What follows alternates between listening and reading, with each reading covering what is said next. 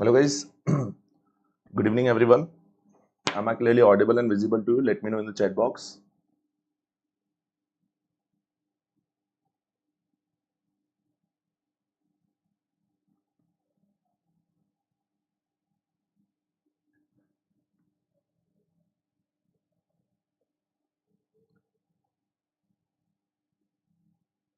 Let me know in the chat box guys. Am I clearly audible and visible to everyone? Then we'll start the session.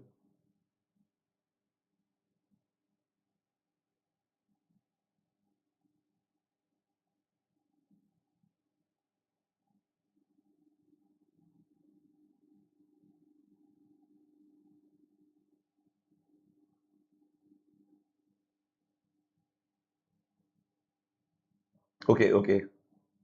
Yes, yes. We'll provide the PDF directly on the Telegram group of Meduhub. You will get the PDF, no issues. Okay. For this session, we are keeping for a shorter period, like for the 2 hours only, right? I'm not going to take the prolong of this.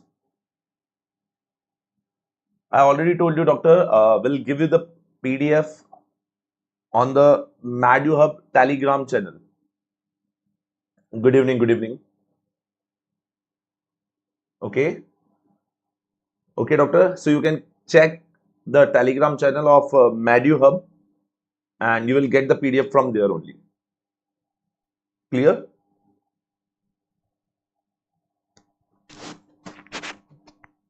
Right. So what is the today's sessions? We are talking about it. Part 2 will be also there. Part 2 will be also there soon. Okay. Part 2 will be also there shortly. Doctor, exactly I cannot say to you that how many questions are coming from here. Like it will be a very controversial question.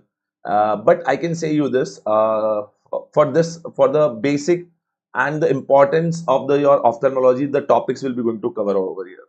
All right. I cannot say directly like how many questions can be come from this session. I'm not giving you this surety from this session, right? But yes, the almost we're going to cover up the important topics. This is the main. Sure. Let's start. Not wasting the time, and we'll start with the like basics. I'm little bit covering the basics because many of the students are requested me that we didn't had anything in the ophthalmology. Just we gone through some notes and everything. So that's why I'm little bit covering up the little bit of your anatomy of the eye, and then we'll directly jump up to the diseases of the eye, right? Which is the most important and frequently asked diseases. So we'll be going to cover up those only. All right. Okay. So let's before starting this, I will share the link to the group again. Let's everyone join who left. So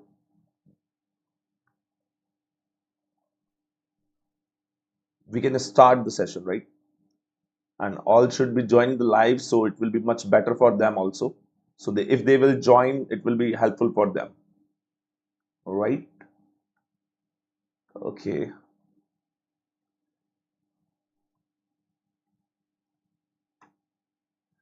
Okay.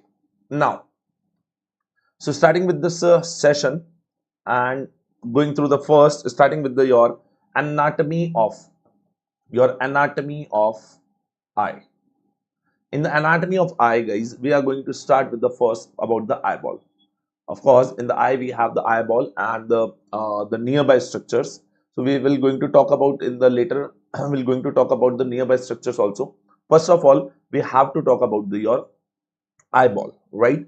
Now in the eyeball, what it's comprise. Okay, so please remember about it. I always give you the same example, right? Your eyeball is having the 3 layers. It is a globe like structure, we can say a ball like structure. Okay, so it is a very big ball like structure and it is having over there the 3 coverings. What it is having? It is having over the 3 coverings, right? And this 3 coverings, like the outermost is your fibrous coat, right? Then it between it we have the vascular coat we are having, and the last one we are having your nervous coat, right? So we have the three coats over there. So we talk about one by one about the all the coats. Okay, we're going to talk about the one by one about the all the coats. Let's start with the first one. So the first one is the your eyeball comprised with the three coats, and out of this three coats, the first one is your fibrous coat. Write down here, guys, outermost. Okay, so this is the outermost layer, right? And in this outermost layer, what we have? We have the two important structures. The first one, which is the cornea, which is a transparent anterior 1/6 structure. Okay, so you guys can see over here, I am marking with the red color this number one. So you can see over there this transparent 1/6 structure for outermost layer, which is the fibrous coat. This is known as your cornea. Okay, and now what we left? We left behind. If we are talking about the anterior most, the 1/6 part is the anterior most 1/6 part is your cornea. What about the posteriorly? So posteriorly 5/6 part, you can see this yellow color one. This posterior 5/6 part is the your sclera. Okay, so this posteriorly 1/6 part is your sclera. And please remember, guys, the important, this is the opaque. So what do you mean by this opaque? That this is the your not the transparent. Okay, it's not the transparent. What about the your anterior, which is a cornea? Cornea is the transparent. Okay, cornea is the transparent. And now, if it is a transparent, guys, please remember about it. If it is a transparent, so now what will be going to happen? In this transparency, it will be going to make use of the refraction. Okay, so the cornea will be going to use for the refraction. The cornea will be going to use for the refraction. Now, the important thing, what we have to talk about, which is the third one structure, or just we can mark it with the Roman one, right? What is this limbus, guys? Important. When we are going to talk about the diseases, we're going to see about the limbus, right?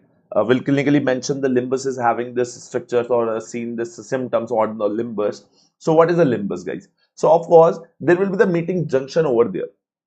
Of course, as this is the starting, the anterior part is the your cornea, and from the posteriorly there is a sclera is coming. So of course, they will be going to meet over a junction. All right. So you can see over here, I'm writing with this Roman one here. I'm marking on the diagram. So you can see over there, this is the limbus. Okay, this is the limbus. And what is this limbus, guys? Please remember, the limbus is over the junction of cornea and sclera, where the conjunctiva will be going to attach. When we are going to talk about the conjunctiva, so the conjunctiva will be also going to attach at the limbus, right? So now, please remember, so this is the area where your sclera and the cornea will be going to meet over there. So right, you can see in your eye also when you are standing in front of your the mirror. So you can see in front of that this is our transparent is the cornea, and the near translucent white color is our sclera is seen, right? So where they are meeting, right? Where they are meeting, that is your limbus. That is your limbus, right? So this is the outer coat.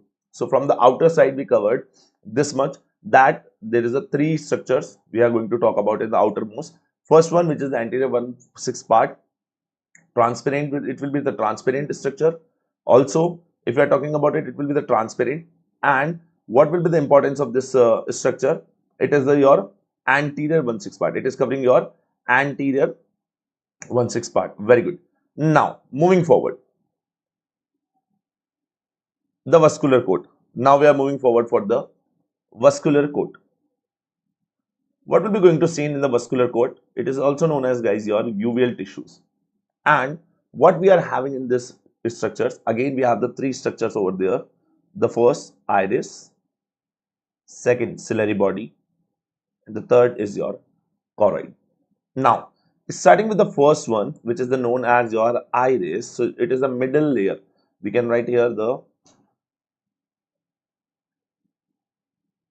okay, so this is the your middle layer, right? This is the your middle layer, and now this middle layer will be going to start with the iris. So you can see over there, just behind this, just behind the cornea, we have a colorful structure. This is known as your iris. So I'm marking with it with black color one. Okay, so you can identify the middle coat with the black color. or we can say the vascular coat. I'm writing here like black color, so you can identify. So this is the iris, which is you can see over there. And what is the use of this iris? Please remember about it. It is a colorful structure, so it is making for the identification. I hope you can study this identification in your FMT also. And I hope you remember, guys, you all are Aadhaar card holder Indians, right? So when you visit for the Aadhaar card, right? When you had got your Aadhaar card, so they had your iris scan over there, right? So what is this iris scan? So every person is having the different irises, right? As we have the fingerprints, right? For the identification, right? We have the different for the identification, we have the different fingerprints, right? The same thing, we have the different iris scan. So this is can be used for the identification of the person, right? Okay. Now, moving forward for the second one, which is the your known as a ciliary body. And what is the ciliary body, guys? Our ciliary body is having the two parts. The one is the pars plicata, and the second one is the pars plana. Okay, so we have the pars plicata and the pars plana. So the ciliary body is here. You can see I am marking with the black color in the diagram with the numbering 2, and you can see over there this is the ciliary body, the anterior part. Please remember this pars plicata is the anterior one and pars plana is the posterior one. Okay, so the anterior one and the posterior one.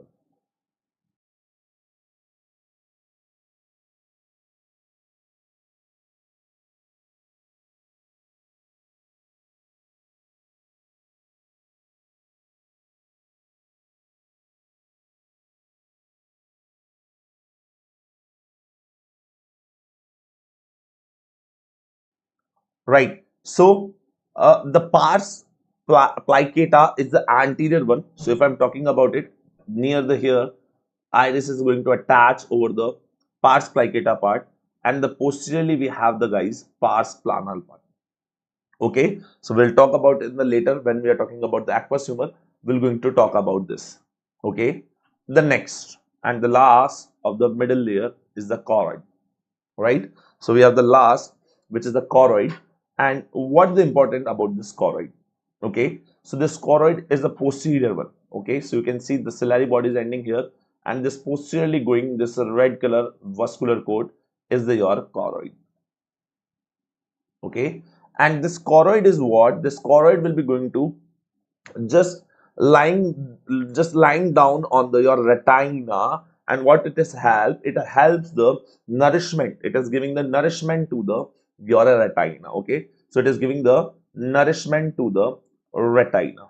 Okay, now as it is a vascular, so it is having the arterial blood supply also, venal blood supply also, right? So this will be going to give the nourishment and nutritions to the your retina.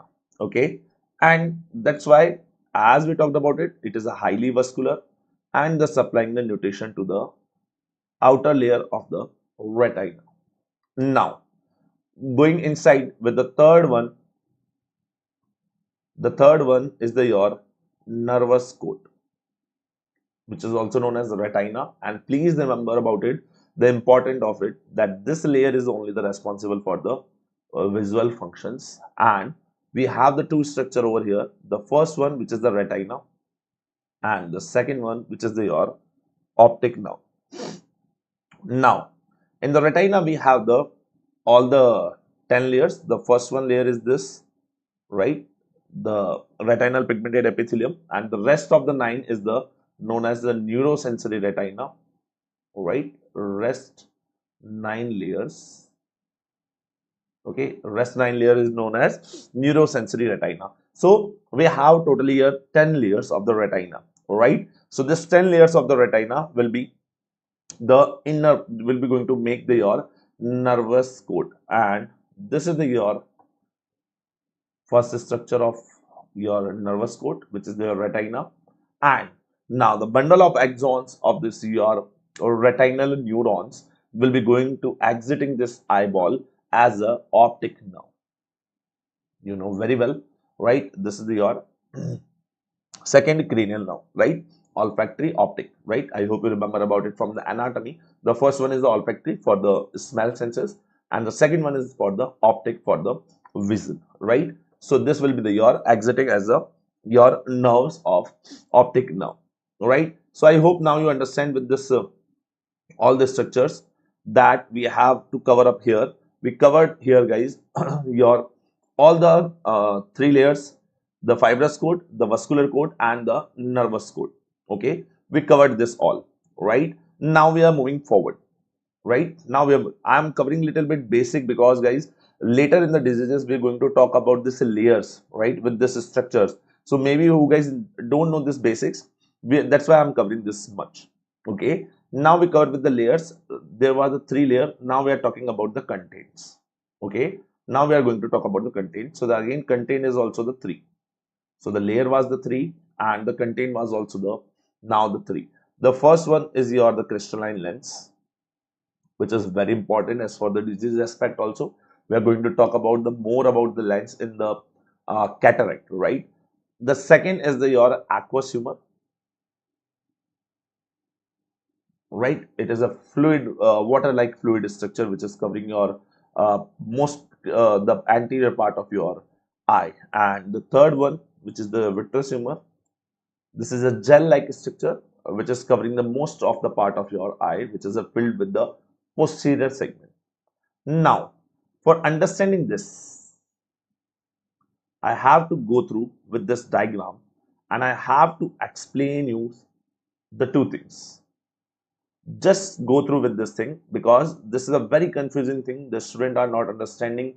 I don't know why, but it is a very easy thing which I'm going to cover up here, covering up here. Just listen this part, guys. I have to divide my eyeball into the. I have to divide my eyeball into the two parts, right? So as I'm dividing this my eyeball into the two parts in the anterior and the posterior. So what I did, I make a imaginary line. Let's draw an imaginary line. It will be helpful for us, right?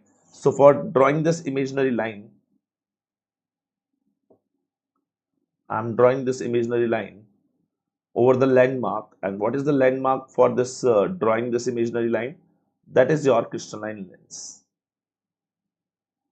Okay, so this is an imaginary line which I drawn on the basis of your on the basis of your lens, right? So this the lens is the landmark, guys. Please remember about it.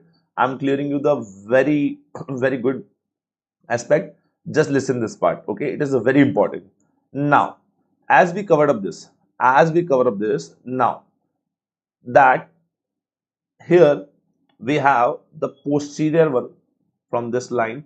How much is the posterior one? This is known as your posterior segment. Okay, this is the posterior segment.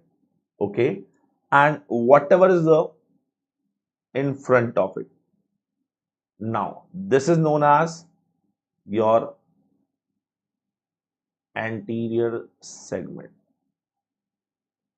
Okay, so we have the posterior side, posterior segment, anterior side, we have the anterior segment. Any doubt in this?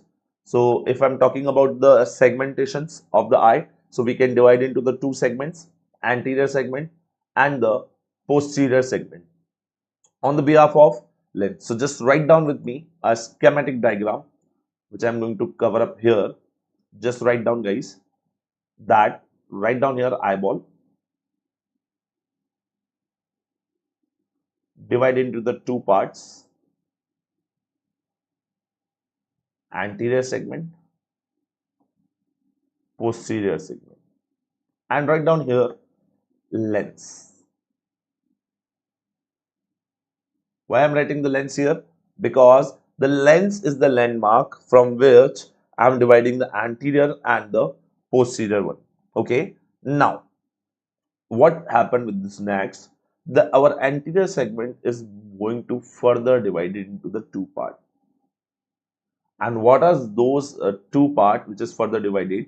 The first one is your anterior chamber and the second one is your posterior chamber. Okay, One is the anterior chamber and the second one is your posterior chamber. Now, if I'm talking about it, right? If I'm talking about this chambers, how it is divided. So just write down here also, it is divided on the base on the iris. It is based on the landmark is what? Your iris. So now just zoom into it and whatever we have to divide, please check it out. I'm drawing with the different color, which is the black color. I'm again drawing an imaginary line, and this time this imaginary line is on the basis of iris. Okay, I divided this on the basis of iris, and on the basis of iris, this divided, right? This divided the anterior segment into the two parts. So this one part between the cornea and the iris, it is known as anterior chamber, and whatever is the rest behind this one, from this line to this imaginary line, or we can say between the iris and the lens, this will be known as your posterior chamber. Posterior chamber, right? So we are done with this. I hope you remember with this easy trick and the schematic diagram which I given to you, that how this eye is divided. So totally the eye is divided into the two segments and the two chambers. So what are those two segments? The anterior segment and the posterior segment. And the anterior segment is further divided into the two parts, which is your anterior chamber and the posterior chamber. Now, moving forward. Now we are moving forward. As we completed with the chambers and the segments, now you guys can understand about very well about your aqueous humor. Now, what is the importance of this aqueous humor, guys? Please remember about it, that this is the this is your water fluid light which is filled in the your anterior segment in the eyeball. So I hope you understand about it. What is the anterior segment? Between the cornea and lens, whatever this area, this is fully filled with your watery fluid, and that fluid is known as your aqueous humor. That fluid known as your aqueous humor. Now, what is the importance of this? Please remember, this is a transparent. What is the importance of it? It is a transparent. As it is a transparent, so please remember, it is work as a refractive medium. So it work as a refractive medium. Guys, what is the mean of a refractive medium? Let's go through this, right? Let's highlight and go through this.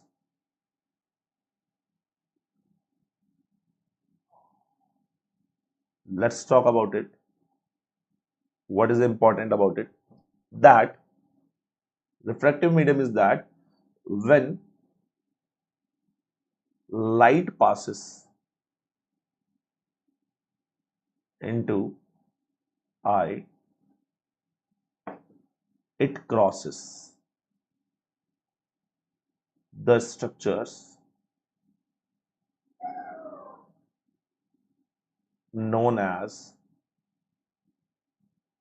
refractive medium. And guys, please remember about it.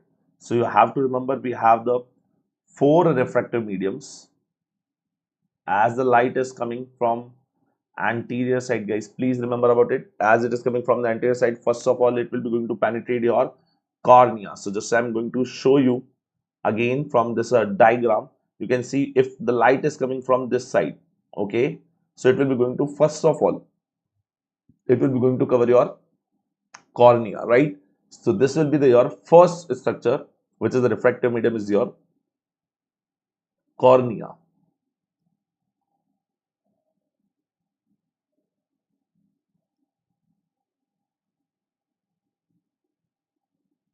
The first structure is your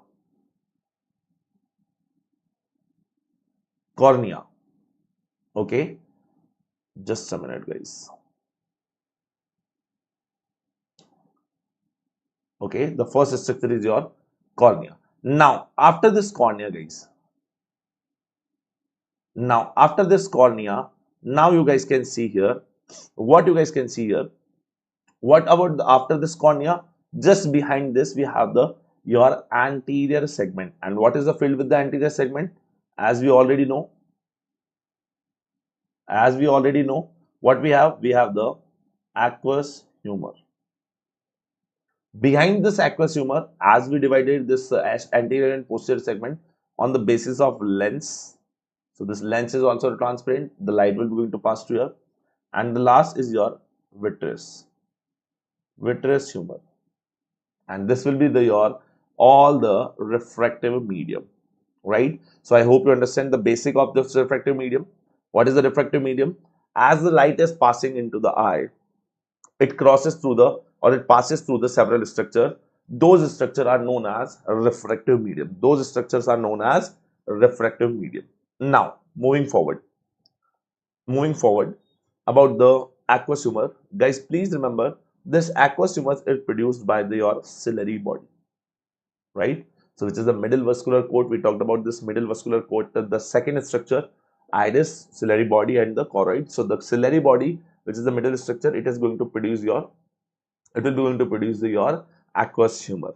Now, what is the importance of this and why we are talking about this so much about the aqueous humor? Because in the later part, in the glaucoma disease, right, this will be the very important. Okay, now what will be going to happen with this? This is going to drain mainly from your angle of anterior chamber. We talked about it, the anterior chamber. And what is the anterior chamber? This anterior chamber is your between the iris and this is the iris and this is the cornea. So this is the anterior chamber, and guys, please here, this is the angle, right? So this is the angle, or this is the call as angle of anterior chamber. Okay, this is known as your angle of anterior chamber. So from here, your aqueous will be going to drain. Now, what is the aqueous pathway? Just listen this part. As we talked about it, it will be going to produce from where? It will be going to produce from your ciliary body. So it is coming from the ciliary body and reach to your, first of all, it will be going to come to your here. What is this structure? This structure is known as your posterior chamber. Okay, this structure is known as your posterior chamber. From this posterior chamber now, from this posterior chamber, this aqueous will be going to pass from this in front of lens and come to the your from the posterior chamber to anterior chamber. As it is going to reach into the anterior chamber, now it will be going to flow and reach to your angle of anterior chamber. At this angle of anterior chamber, we have the Schimm's canal, or we can say your canal of Schimm's. From this canal of Schimm's, it will be going to drain out, right? So the aqueous is producing from your ciliary body and going to drain out from your anterior chamber from the Schimm's canal, or we can say the canal of Schimm's. And what is the importance of this? Please remember, it will be going to maintain your intraocular pressure. So as the eye is a packed structure, right? So we have some fluid inside it, and this fluid will be going to make pressure over the wall of the eyeball. So that pressure is known as your intraocular pressure. As we have the intracerebral pressure, so what we have the fluid filled in the brain, which is known as CSF. So the CSF is making pressure over the walls of the brain, that is known as your intracerebral pressure. Okay, the same the intraocular. So inside the eye we have the filled this fluid, aqueous humor and the vitreous humor. This will be going to this in your aqueous humor and the vitreous humor will be going to making pressure over on the eyeball walls of the eyeball, and that is known as your intraocular pressure. Short form, we are saying to this intraocular pressure in the normally IOP.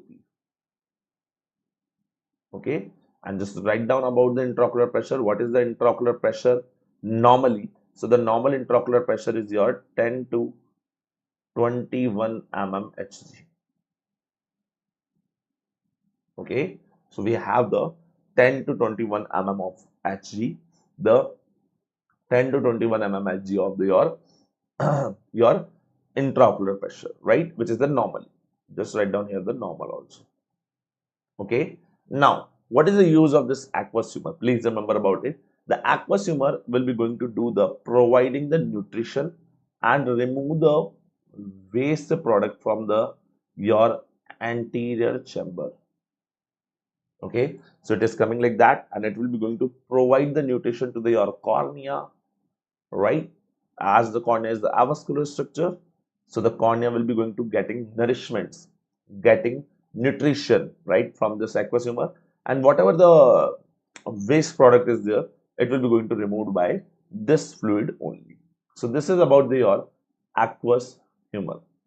Now talking about the next, which is the vitreous humor, and as please remember, aqueous is in the anterior.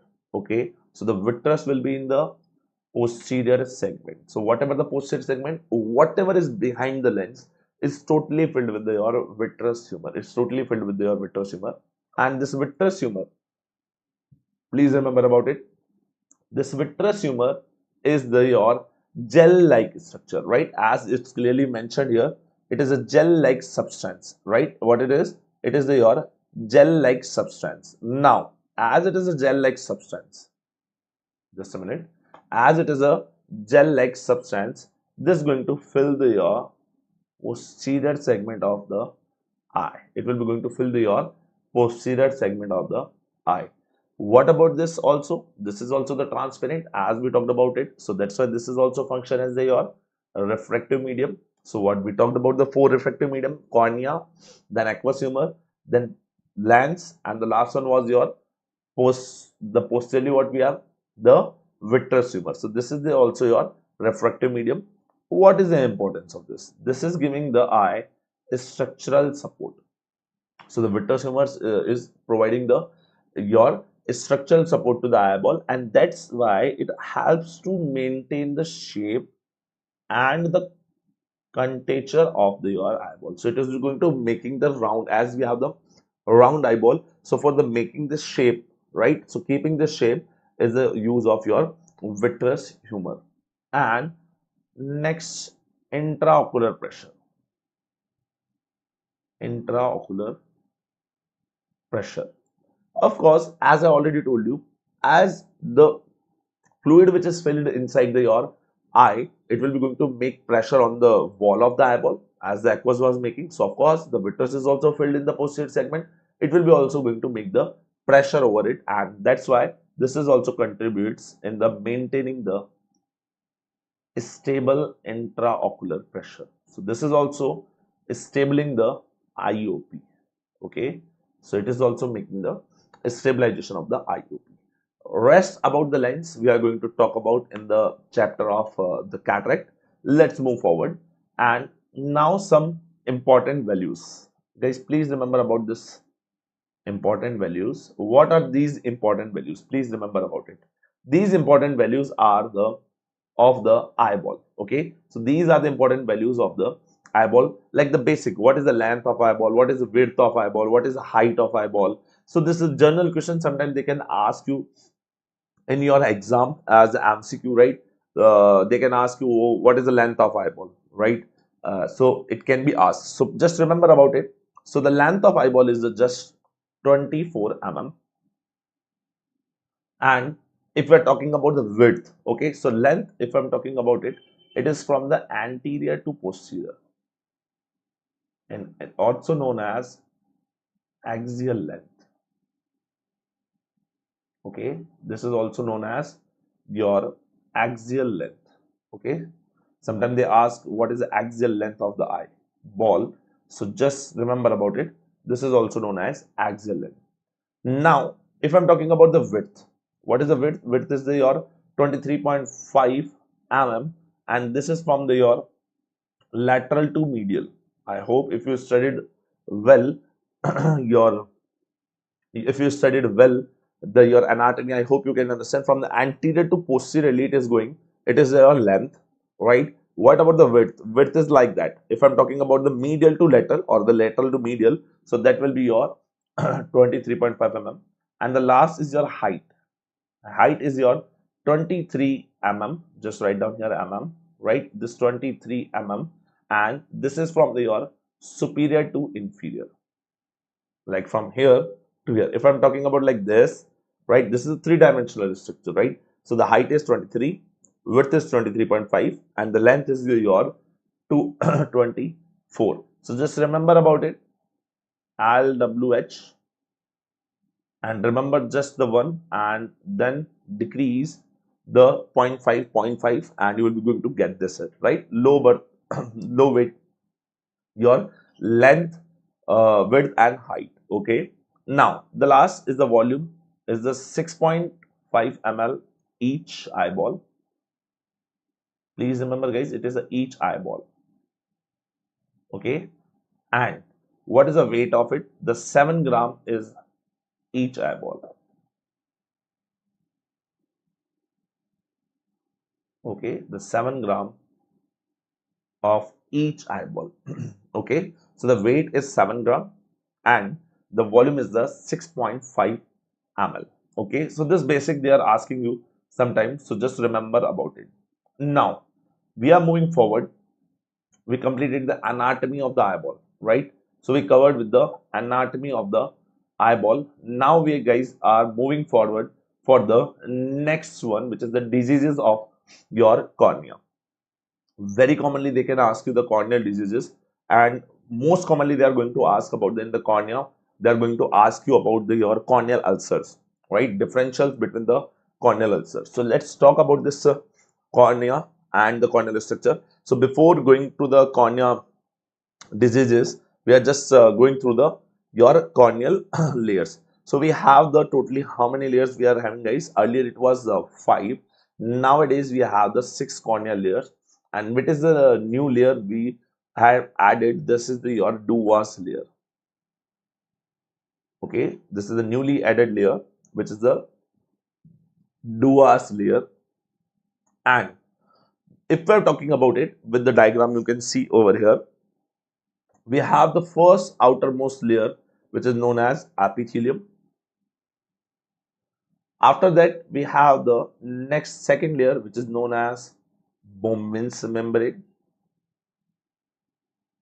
Bowman's membrane. And the third one, which is your stroma, which is we can say the thickest layer. Okay, this is your thickest layer, stroma. Then here we have between this stroma and Desmond membrane, we find a one more new layer, which is known as your fourth layer, which is Duas layer. Duas layer. And the fifth one is your Desmond membrane. This is the fifth one is the Desmond membrane. And the last one, which is the innermost, it is your endothelium. Just mention here in the endothelium, what we have in this endothelium, we have a pump for the nourishment of the it, which is known as your sodium, potassium, ATPase pump. Just remember about it. What we have over here, we have the sodium, potassium, ATPase pump in the endothelium, in the endothelium of your, yes, it is by the Indian scientists. Very good, doctor. Yes, it is by Indian scientists only, which is the Duas layer, right? Very good, right? And this is the from the your endothelium. Let's talk about what is the blood supply, right? So what we have the about the blood supply, please remember the cornea is your avascular structure. The cornea is your avascular structure, and that's why the nourishments or the nutritions are coming from the your diffusion through the your aqueous humor and the from the peripheral vessels. So it is not having any blood supply. The cornea is not having any blood supply. It is getting the your nutritions from the your aqueous humor and little bit from the your peripheral vessels. That's why only the aqueous humor is providing the nutrition to the your cornea, right? It is providing your nutrition to the cornea. And what is the importance of it? Please remember, if your cornea is the vascular structure, it cannot maintain the transparency. It will be not remain the transparent, right? Because the vessel will be going to pass through it. Vessels will be going to pass through it. If the vessel is going to pass through it, it will be not remain the transparent. The next, what about the nerve supply? The nerve supply is innervated by the your anterior ciliary nerves. We're going to talk about in this about this innervation of this anterior ciliary nerves in the neuroophthalmology. and this will be going to make the three plexus within the cornea. So it will be going to this, your anterior ciliary nerves will be going to come over there and forming the three small plexuses will be there and for the supplying your cornea. What are the functions of the cornea, guys? Please remember the corneal functions are, your major function is your refractive medium. As we talked about it, the first refractive medium is your, like if the light is coming into the eye, it will be going to pass through the first structure. What is the first structure it will be going to pass? Of course, it will be going to pass through your cornea only. So the first one is structure is known as your refractive medium, which first refractive medium is your cornea only. The next, please remember, it protects the intraocular contents. Of course, that is the fibrous coat, we talked about it. The fibrous coat is doing what? It is covering your outer part and helping to the maintain or the protect the intraocular contents. Within the next, with the transparency maintained by the lamellar arrangement, and it transparent through this three important structure or three important properties, which is the laminar arrangement. Second is the avascularity, no blood supply, and the third one is the your dehydration. Okay, this is the known as your dehydration. This three is important. These three important things are making your cornea transparent, right? This is the making your cornea transparent. Now, moving forward, just with the some more corneal functions. First is the transparency. As we talked already about it, it maintained by the your collagen arrangement, which is the lamellar arrangement, avascularity, and the dehydration. The nutrients are coming from the your oxygen is from the your air via the tear film, and please remember the glucose is coming for the energy production. The glucose is coming from the your posterior part aqueous humor. Okay, so this is from the anteriorly air, anteriorly from the outermost from the air it is coming, and the aqueous is supplying this glucose from the posteriorly from the behind. Okay, now we are moving forward for the next disease, we can say, which is known as your bacterial keratitis. Guys, please remember keratitis, it means the infection of cornea. Okay, keratitis, it means your infections of the cornea. And we're starting with the first one, which is the bacterial. By the name, you can understand, guys, what will be the cause of this disease. Of course, the bacteria will be the cause of this disease, right? As clearly mentioned, that bacterial keratitis. Also, it will be going to cause the ulcer over the cornea, right? What it will be going to cause it? It will be going to make the ulceration over the cornea. So that's why it is known as your bacterial corneal ulcer, right? That's why this is known as your bacterial corneal ulcer. Now, what will be the infection sources, guys? How this bacteria, how this infection will be going to come and infect us? So the infection source is from the infection sources are coming from the your exogenous. What is the exogenous? From the outside, like your foreign bodies, or maybe from the your contaminated water. Can be spread from the nearby ocular tissues, like maybe it having the conjunctiva is having some bacterial issues, or maybe the sclera is having the bacterial issues, and this bacteria can go to the nearby organ or the nearby structure, so that can be go to the your cornea also, so that can cause your bacterial keratitis. And the last one, which is the your endogenous infections, these are the very rare. It is saying like some patient is having the endogenous any internal bacterial infection, and that can spread to the eye. It is very rare. It is very rare. All right. Some systemic factors are also available for this your bacterial keratitis. And what are your this systemic? What are those your systemic factors? Like the first one, which is your immunocompromised state. So if any person, it is the immunity is very low, immunocompromised, and you know very well what are the example of your HIV/AIDS, diabetes, pregnancy. These are the immunocompromised states are over there. And also the systemic, the second systemic and important feature is the your malnutrition. I hope you know very well about the eye nutrition. If we are talking about the eye malnutrition, there is a very common disease which is the your vitamin A deficiency, right? Vitamin A deficiency, which is leading your keratomalacia, yes, destruction of the cornea, right? Destruction of the cornea. It is caused by your vitamin A deficiency. Also, we can see over there what can be the other risks, right? What can be the other risks over there? There is a use of corticosteroids. There is a use of the corticosteroids. They are the maybe the person is using the prolonged use of topical or the systemic corticosteroids. If the patient is having the prolonged use from the several months, is putting the eye drop of your corticosteroids, or maybe using the tablet form for the systemic corticosteroids, like the patients are having for the knee pain, joint pain, right? So they are having the systemic corticosteroids, can be increase the risk of your bacterial infections. As you know very well, the steroids are doing what? Steroid is doing the suppression of the our immunity, right? So as the immunosuppressant, it is working.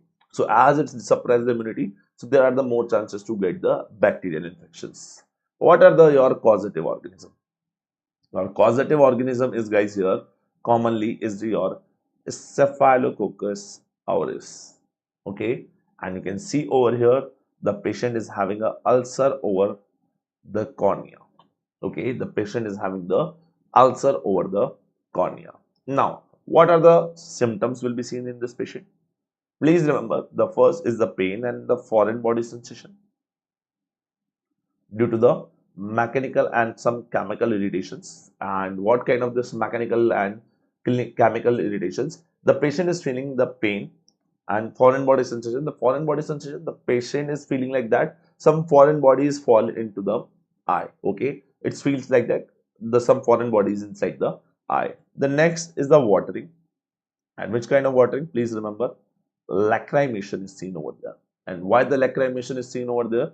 Due to the reflex of the hyperlacrimation, due to the reflection of your reflex, right? So our eye is giving the reflex to it, and the eye is, I hope you remember, some foreign body, if the some foreign bodies fall into the your eye, right? If some foreign bodies fall into the your eye, you can see over there what is happening through this, that there will be the your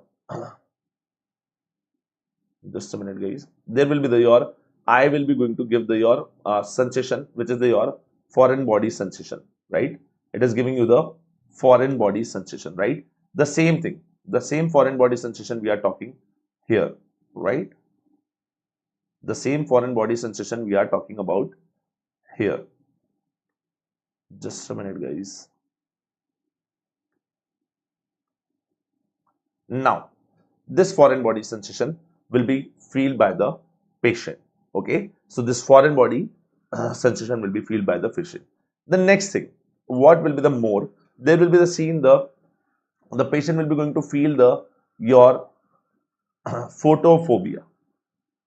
And why the photophobia? The patient is a very light sensitive due to the nervous stimulation. There is a nervous stimulation, and due to this, the patient is very light sensitive. So the patient is having the fear to go into the bright light.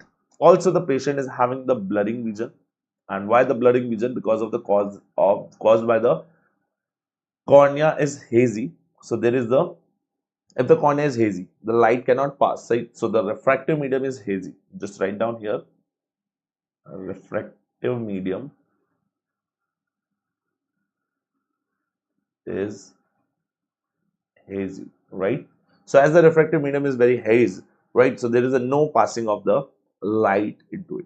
The next and the last, which is the your redness of eye from the your circumcorneal vessel will be going to congested, and due to this there will be the redness will be seen, right? Circumcorneal, the near the cornea, because the cornea is a vascular structure, but nearby the cornea, whatever the vessels are there which are having the making over the circumcision, right?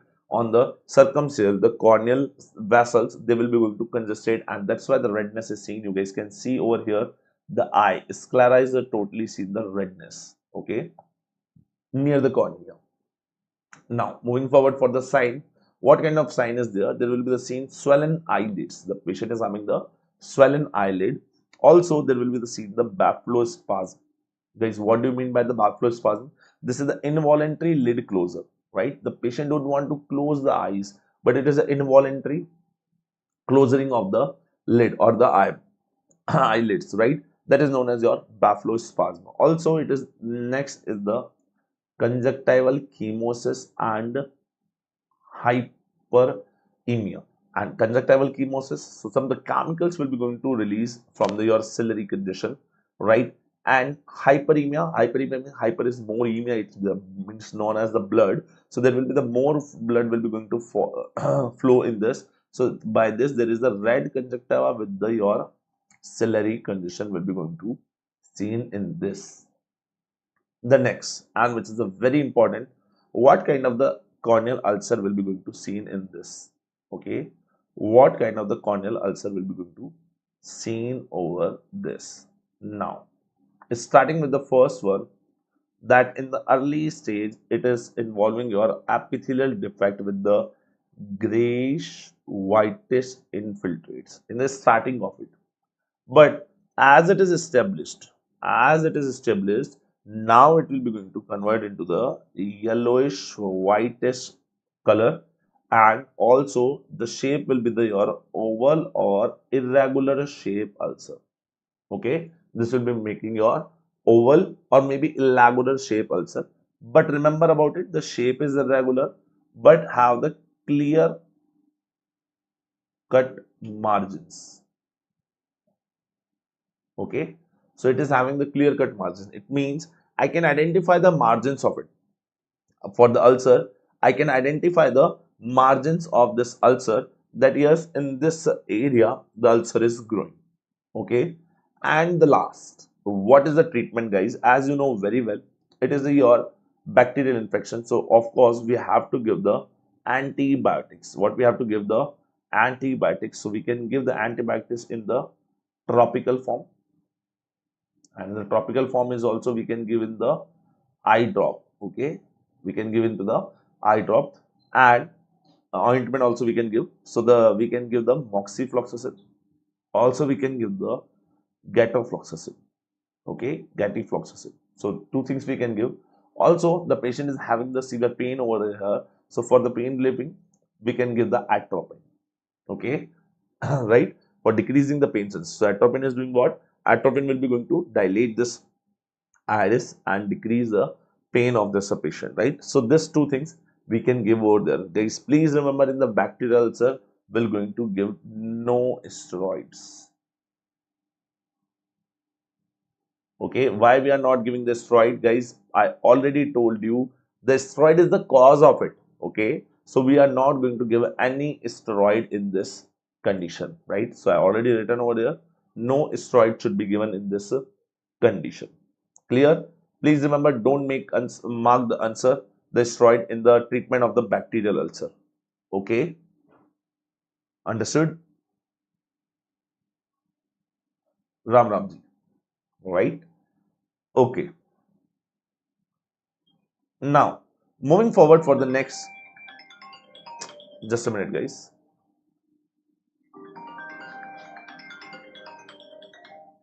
Just a minute.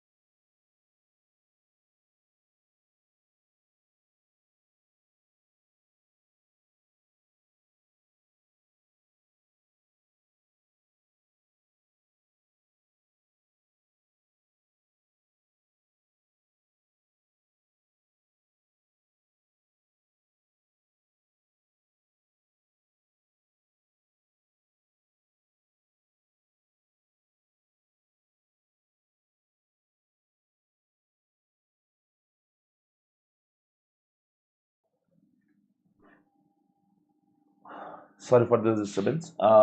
We are talking about it that we are not going to use the any steroid in this condition. If we use the steroid, guys, please remember about it. Already the bacteria is available over there.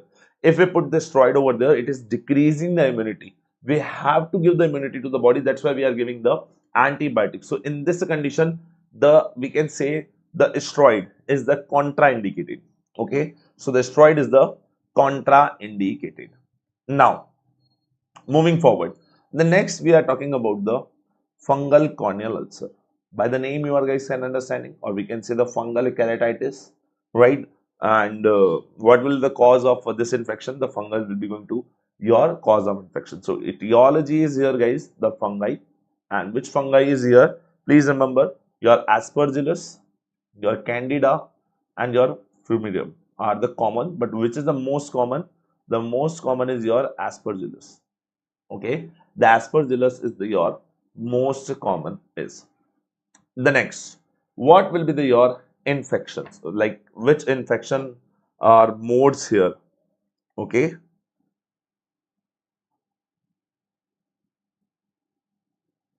right. So what can be happen in this, that what are the infection modes over there? The infection modes are here. The infection modes are here. That is the your, that that is the your vegetative matter, right? What is the your cause of it? Guys, please remember about it, that what is the cause of it, this infection, right? That is your vegetative matter injury. What is this? Vegetative matter injury. What is the mean of vegetative matter? I hope you remember this. The vegetative matters, like there is a leaf of, or that there's the leaf of some tree, or maybe some the animal tails can be this, or maybe the some the immunocompromised states are over there, which are the more common of the infectious mode. Drug impacts, are the drug impacts are over there, of course. The antibiotics, please remember, disrupt the bacteria fungi balance, right? And steroid turn fungi into the opportunistic pathogens. Please remember. So maybe some drug impact is also available over there in the etiology. And now moving forward for the next, which is your clinical features. In the clinical features, we have the first, the symptoms. Please remember, this all symptoms which we had talked about in the bacterial, the same are available here, but please remember the less severe. Like if I'm talking about the pain, more pain will be going to seen into the bacterial ulcer, less pain will be going to seen into your fungal ulcers. What about the lacrimation? Less lacrimation will be there. Chemosis, less. Photophobia, less. The less will be going to see. So there is the same features will be available, the same symptoms, but please remember they are very less. And please remember, it is having very slow course, right? It is having the very slow courses over there. Now, talking about the sign, which are the important to identify and differentiate it. Please remember, it is a dry ulcer. What do you mean by the dry? If we are touching over this, if we are touching this ulcer, it is a very dry, and we can say the leathery, right? The as we feel the leather, right? Leather is a very dry, right? So this having the leathery touch, we can say. Also, it is also in the grayish ulcer, and please remember, it is having the feathery margins. As I told you in the your bacterial ulcer, that is having the clear cut margins. But what about this? This is having the feathery, like as we see the feather, right? So it is having the very feathery margins. So we cannot like mark the margins that in this area is the growing of this your ulcer, right? Also, there is a sterile immune ring. There will be going to see in the your sterile immune ring will be going to seen over there, right? There will be the seen your sterile immune ring will be going to seen. Also, if in the later stage we are going to see, there will be seen the satellite lesions will be going to seen. And what is the satellite lesion? As we have a big ulcer overgrowing in the center, which is the fungal ulcer, right? In the later part, or in the we can say the patient is not getting treatment in the later stage, there is the some small ulceration lesions are growing in the surrounding of the main ulcer, and it seems like that we have the satellite over the side of it, right? So it seems the satellites are over there, right, in the near the earth, right? So it seems like that the satellite is over there. So this is known as your satellite lesion in the later stage of it. And also they will be going to see your significant hypopion. So what is this hypopion? Just write down here. We can say this is the pus into the anterior chamber. Okay, and I can show you in this diagram. You can see over there this fluid which is in the back side of it. This fluid is which is filled over here. This is the your hypopion. This is what? This is the your hypopion. Is it clear, guys? So this hypopion, which is the pus in the anterior chamber, which will be the significant feature of your fungal ulcer. Now, moving forward for the diagnosis. Of course, we have to make the diagnosis of it. So for the making the diagnosis of it, we have to do the some tests. Now, the importantly, as I told you in the starting of it only, that there is an important is the history. What kind of history is there? The history of your vegetative matter. It's clearly mentioned that vegetative matter history should be present over there. So the first of all, of course, if the patient is coming with your fungal ulcer, the patient is having what? The patient is having the history of injury with the vegetative matter. Also, maybe the patient is coming with your history of your chronic unresponsive ulcer. What is the meaning of unresponsive? The patient is saying some ulcer was there and I had some antibiotics and this thing, but it is not giving any response. It is not decreasing, right? The symptoms are not resolving. The corneal ulcer is not resolving. So that is known as your unresponsive ulcer. That is known as your unresponsive ulcer. Now, test. What test we can do? We can do the wet KH mount. Also, we can do the cauliflower white or the gram and Giemsa staining can be done in this. And also we can do the culture over there, which is your Sabon's agar culture. We can do the culturation of this fungus over on this, the right growth of this. Now, of the diagnosis, now we have to come to the treatment part of it. Now, in the treatment part of it, we can give the topical antifungal, which is your netamycin, fluconazole, or nestin. So we can give the netamycin 3% eye drop. Okay, which is the drug of choice. We can say the most commonly we are using it. Also, we can give the some systemic antifungal also in the severe cases like it turn into your satellite lesions, right? In the severe cases, we can give your fluconazole tablet or the ketoconazole tablet. Okay, in a systemic form. Okay, we can give the systemic antifungals also. Now, so this is a two type of ulcer is done. The one is the bacterial ulcer, right? And the second one is your fungal ulcer. Okay. Okay. Done. Now, moving forward. Now, moving forward for the next one.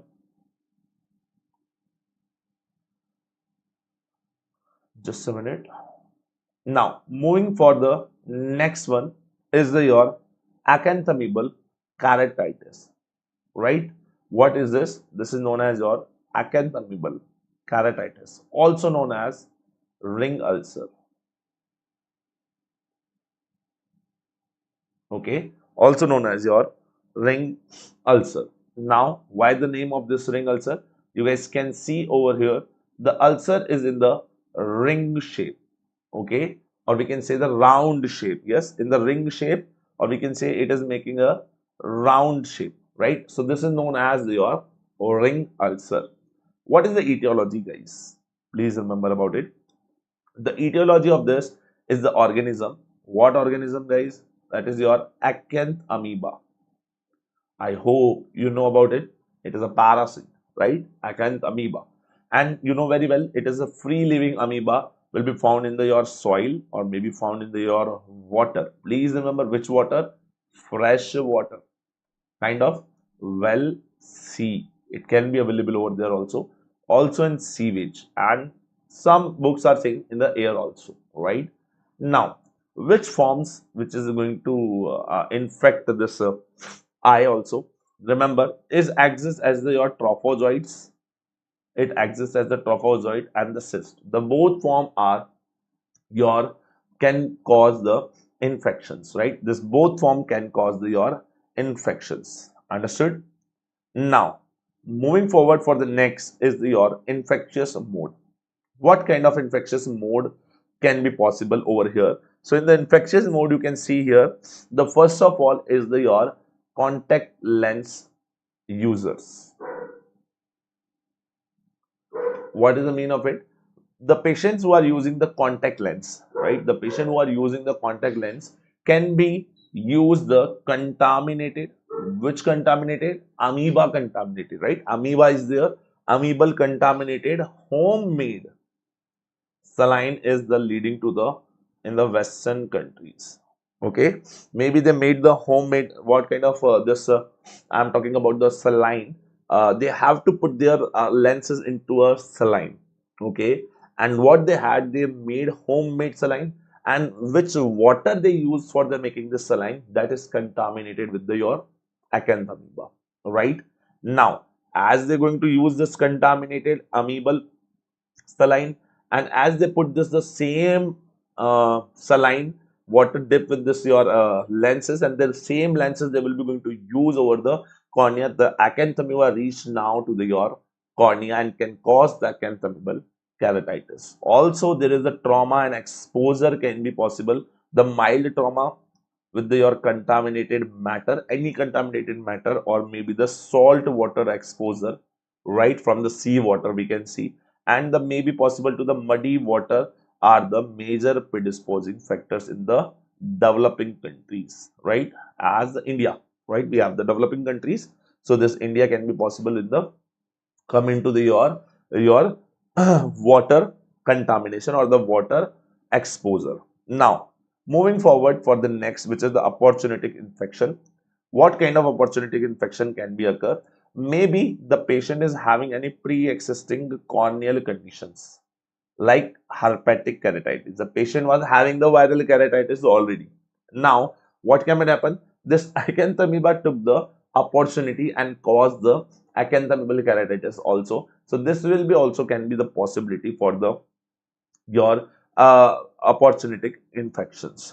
The next, what clinical features will be going to seen over there? Guys, please mention in the symptoms, which is your severe pain, and write down here why the severe pain. This is due to the keratoconjunctivitis, right? Kerato, it means your cornea. Neuritis is the nerval pain, or we can say the nervous pain, right? So there will be the nerves can cause the it can like it can damage to the nerves endings also, and that's why there is a severe pain will be seen in this patient. Also, the watering from this photophobia, the same as we have had the symptoms in the corneal bacterial corneal ulcer and the fungal corneal ulcer. Also, we have the baphlospasm and the blurred vision, and the blurred vision will be the symptoms. Now, what kind of the sign can be seen over there? In the sign, we can see the gradually worsening of the keratitis over the months with a period of remission, and limbitis. As we talked about it, what is the limbus? Corneal scleral junction. There will be the infection will be going to seen over there. Limbitis, right? A radial keratoconjunctivitis and the advanced ring shape stromal infiltrates with the abscess can be caused into your cornea. What can be the use for the diagnostics? Please remember, for the laboratory diagnosis, we can use the KOH mount, and in this KOH mount, we're going to find the identifying the cyst of acanthamoeba. Also, the cauliflower white stain can be highlight the cyst under the fluorescence microscope. Also, we can use the lactophenol cotton blue stain, which is visualizing the cyst over it. And the last, which we can do the culture with the non-nutrient agar, shows the trophozoites into the cyst within a 48 hours. So we can see this all the things into it. Now, talking about the treatment, what kind of the treatment? The non-specific, which is a general to the corneal ulcer treatment, like the atropine. For the pain decreasing, we can give this atropine, or we can give some systemic painkillers.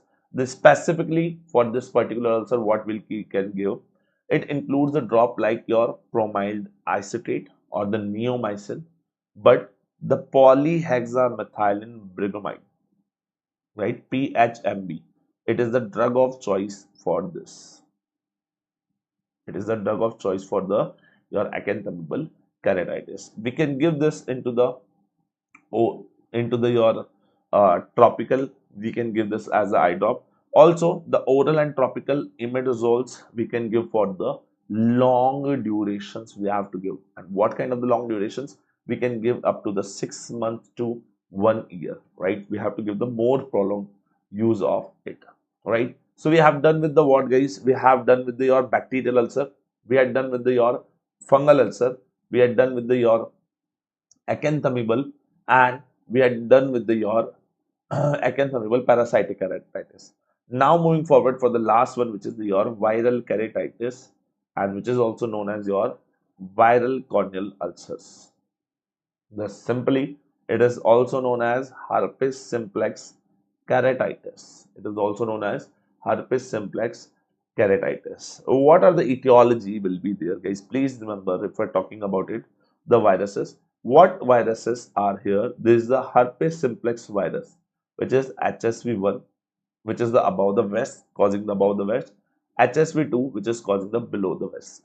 Okay, and the most common primary reactivation by the stress, contact lens, trauma, and the sun exposure and the fever.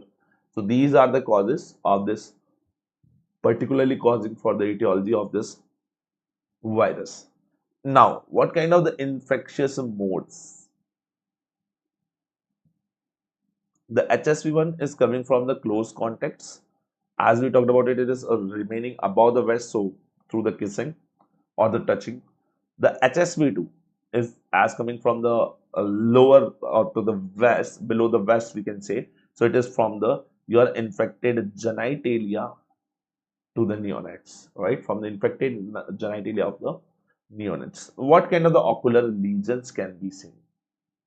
In the ocular lesions, in the primarily we can see the vesicular lesions, or we can say the acute follicular conjunctivitis will be going to seen in the starting. But there is a fine course epithelial keratitis is there. The epithelial will be going to you are infected in with this. In the recurrency, recurrent it means causing again and again. We can see over there as it is epithelial keratitis. So it will be going to cause the punctate lesion. What guys mean this punctate lesion? So you can see the image number A.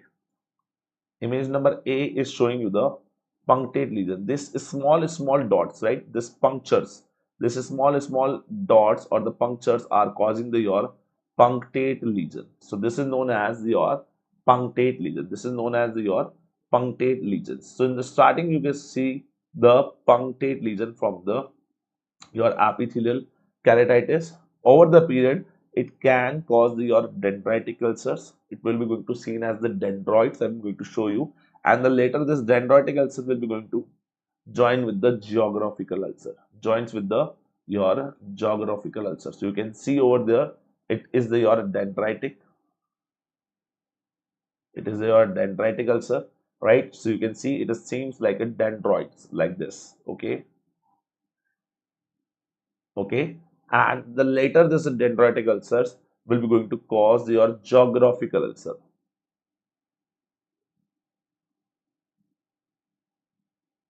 Geographical ulcer, you guys can see over there, it seems the geography of a some land or island, or we can say the Iceland, right? So it will be going to seems like that. This is the geography. We are reading the geographical maps over here, right? And the later part, it will be going to involve the eye, and it is causing the corneal ulcer. All right. So start with the punctate epithelium, the next dendritic ulcer, and the later it will be going to cause the geographical ulcer. All right. And the next After this epithelium, it will be going to involve the stromal layer also. So it is known as the stromal keratitis. It is known, also known as the deciform type of the keratitis. Right, deciform layer is also involved, can be there. So this endothelial damage result into the corneal edema, and due to there is the impression of the aqueous humor. And what kind of the shape will be going to seen over there? There will be the focal disc shape patch. Totally there is a disc round, right? Focally disc shape patch of the stromal edema will be going to see with the without the necrosis in the starting, but later part it will be going to cause the diffuse necrotic keratitis. It will be going to cause your diffuse necrotic keratitis. It will be going to cause it. And if we are not treating this, it can be go into the trophic keratitis or can cause the your herpetic iridocyclitis. It can also involve your iris and your ciliary body, right? So it is known as herpetic iridocyclitis. For before this, we have to use the treatment of it. And guys, please remember about it. We can use the antiviral drug, which is the acyclovir ointment, 3%, right, for this patient. And because the other we can use like oseltamivir and other ointment we can use if the acyclovir is the resistant for this patient, so we can use the others, right? And also the drug of choice is here your topical steroid. So the drug of choice in the bacterial ulcer, guys, please remember the bacterial ulcer, it is your antibiotic, which is the moxifloxacin or the gatifloxacin. In the talking about the drug of choice in the your fungal ulcer, that will be the your antifungal, right? And the next, in the acanthamoebal keratitis, we have the drug of choice with the PHMB, right? And polyhexamethylene bromide. And last one, which is your viral keratitis, please remember the drug of choice is the your here the steroids. Now, moving forward for the next corneal disease, right? You clear most of the basic concepts. Thank you, sir. Sure, doctor. We are covering the basics because the basics for the your this Dinesh Kumar, come back, sir. Yeah, right. Basic is needed, right? Before the going for the diseases, we have to cover the basics, right? And mostly they are giving you the questions like clinical form also. But if you know the basics, you can crack the clinical based question, no issues, right? Through this. Now talking about the next, which is the keratoconus, guys. This is the your non-infectious disease.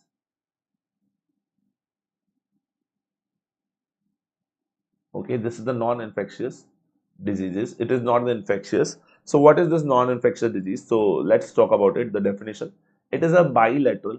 Please remember, it is a your bilateral corneal ectasia, right? Which is the start in the puberty of the patient and progressively, guys. Please remember, it is the progress very slowly, right? It will be going to progressive slowly.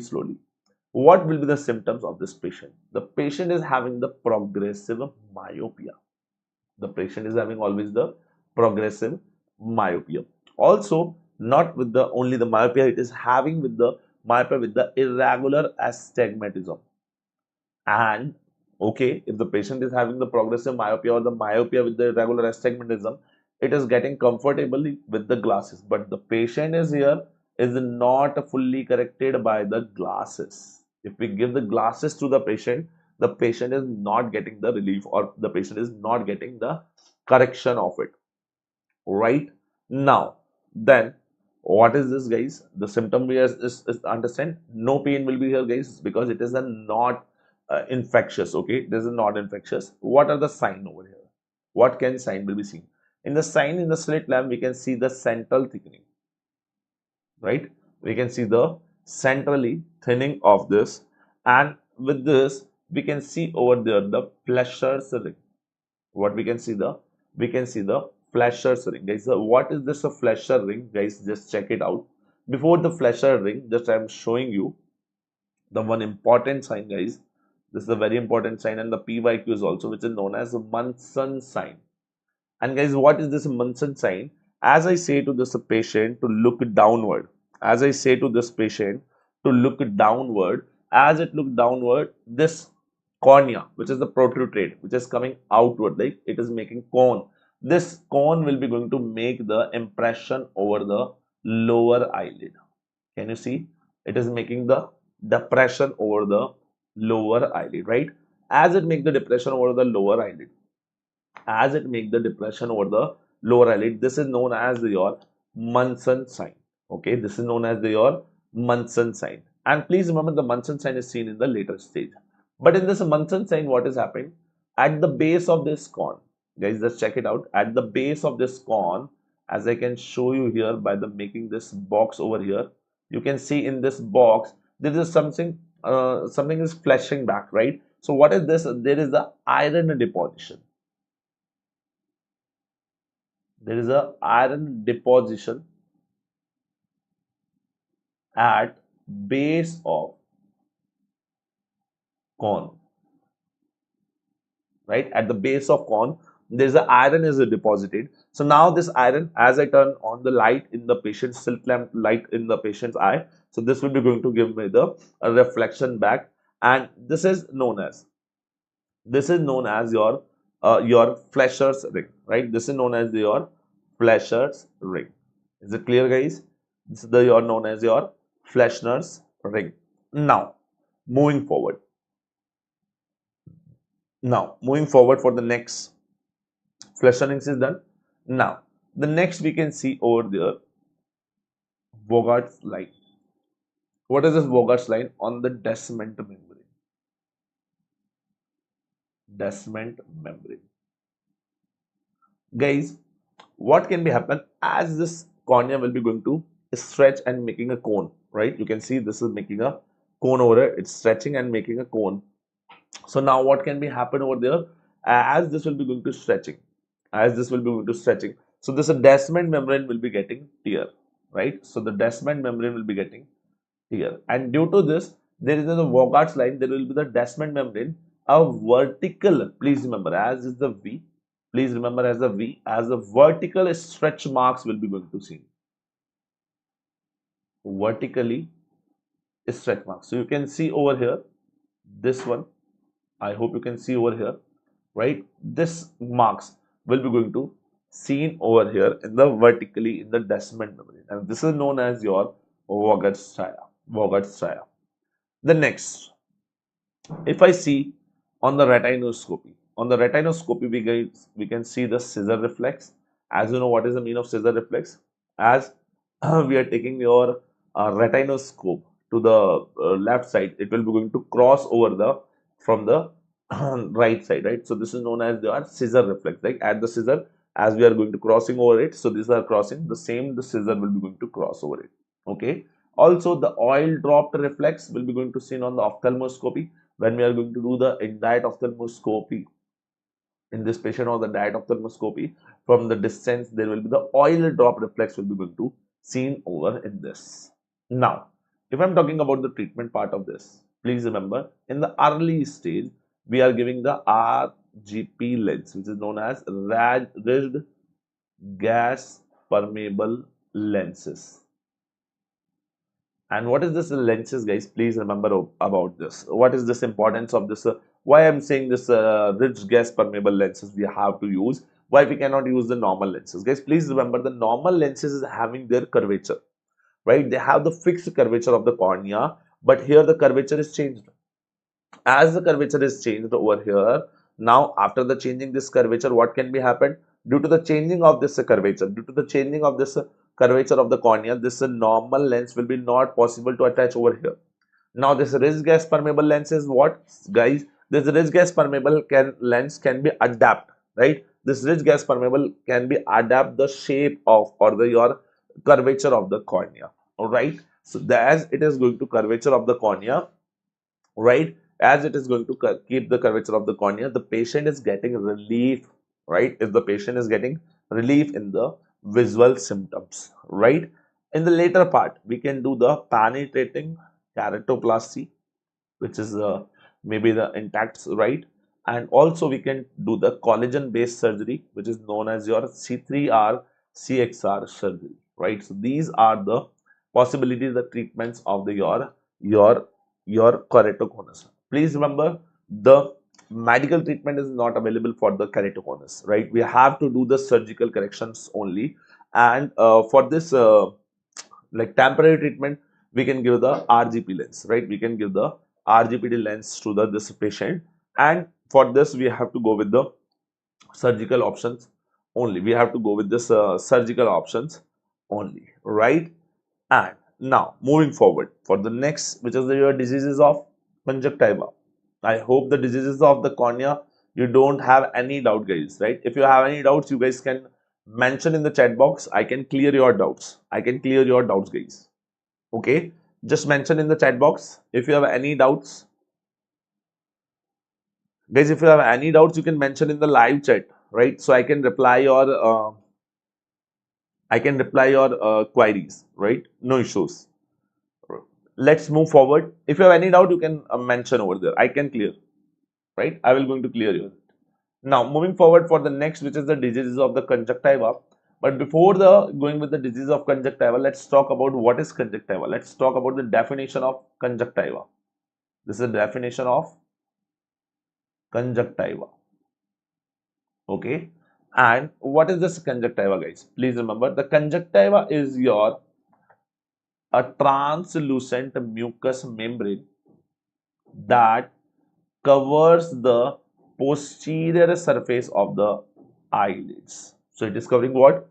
As I have the eyelid is the anterior part. So posteriorly we have the posterior part of eyelid, and it covers the anterior part of the eyeball till limbus, right? Till the limbus. So now if I'm going to show you here, you guys can see over this that where this is your eyelid, guys, right? Upper eyelid, this is the lower eyelid.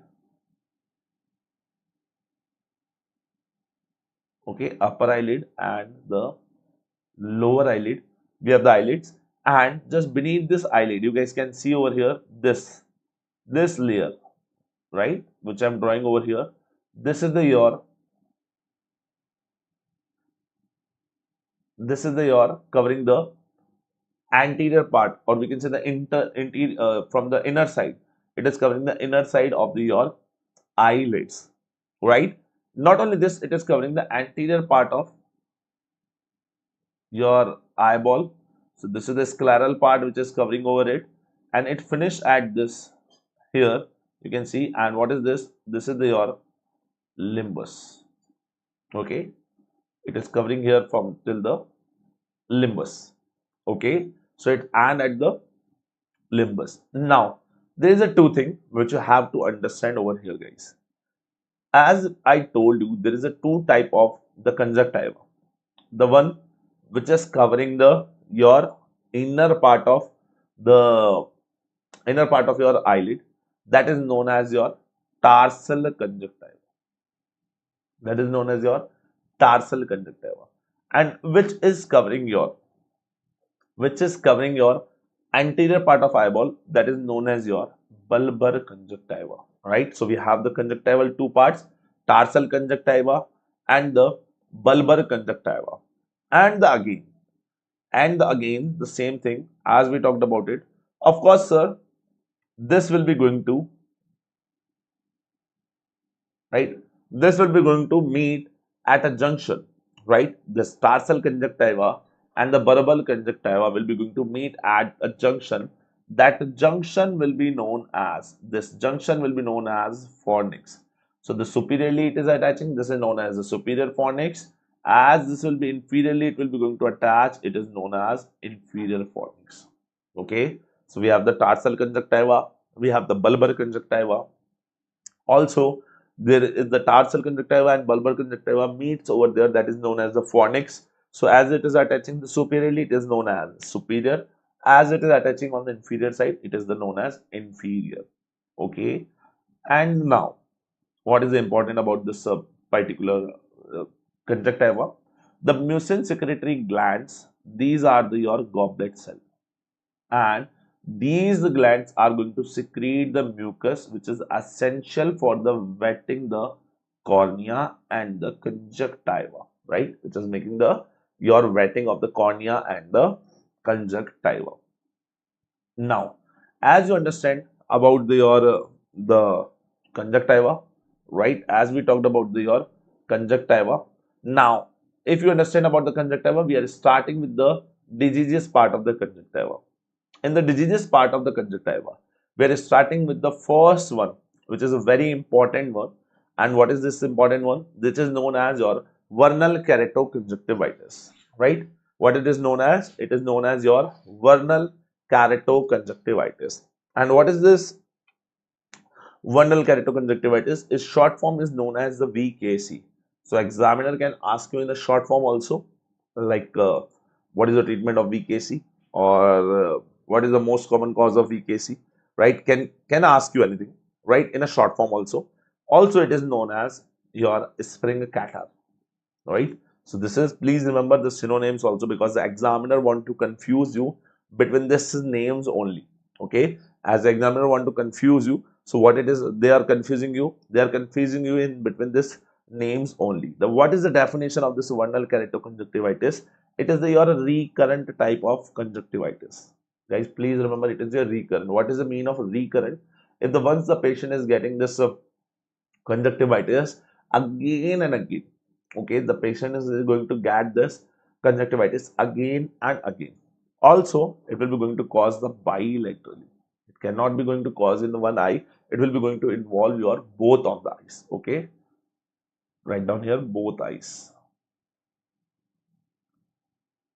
Okay, both eyes.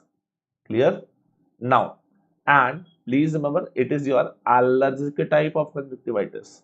Okay, it is a type of your allergy. So, what are the three importance? This is the recurrent, this is the bilateral, and this is the allergic type of your conjunctivitis. Now, the allergic inflammation of the conjunctiva with seasonal incidence. Guys, please remember, it is causing by the seasonal incidence. So we can say it is your seasonal disease, right? It's come with the seasons. Now, what are the etiology of it? Please remember, the etiology of it is your IgE mediated hypersensitivity. And you know very well, guys, which type of hypersensitivity is your IgE mediated. Write down here, hypersensitivity type 1. Okay, which is your hypersensitivity type 1, right? Which is IgE mediated, right? Also IgE and eosinophils will be also seen over there, right? Now, and it is oftenly with the grass pollen. It's oftenly seen with the what? The grass pollens, right? I hope you saw in the early starting of the summers, you can see the pollens over there. So these are the grass pollens, which is going to cause this your hypersensitivity, and this is associated with the some atopic condition also.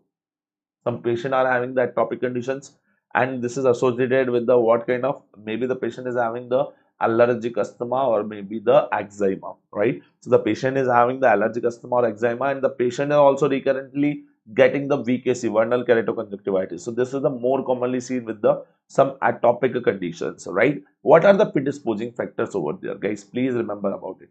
What are the predisposing factors? The predisposing factors are here. The commonly age and the sex is the common in seen in the boys. It is commonly seen in the boys. And what age? The age of boys are the 4 to 20 years. Okay, the age of the boys are the 4 to 40. Yes, the commonly seen in the boys, guys. Please remember, this is the commonly seen. So now please remember, if there is a given randomly given a clinical case and mentioned you that the boy age is 8 year, 9 year, or 10 year, right? In between this 4 to 20, we are talking about it.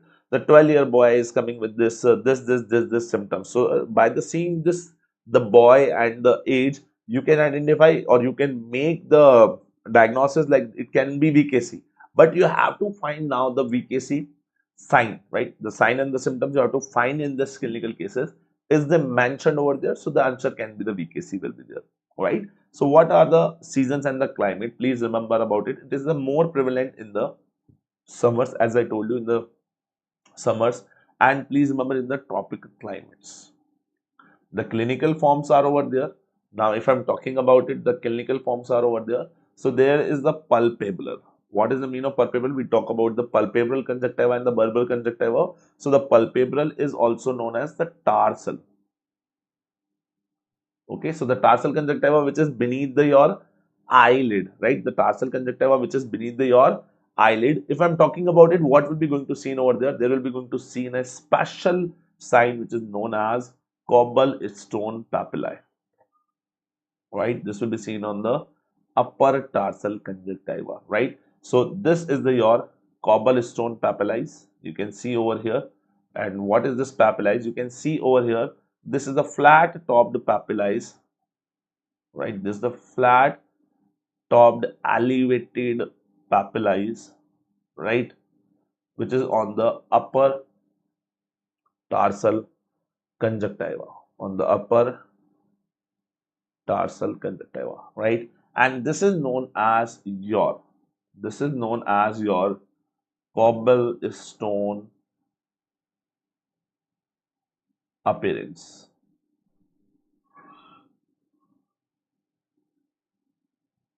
Okay, this is known as your cobblestone appearance. Please remember, this is your image based question and your PYQ also.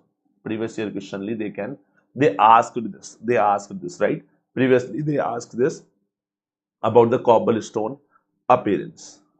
Okay, now, so on the, you can see over it, on the your tarsal conjunctiva we saw the cobblestone, right? Make a star over here.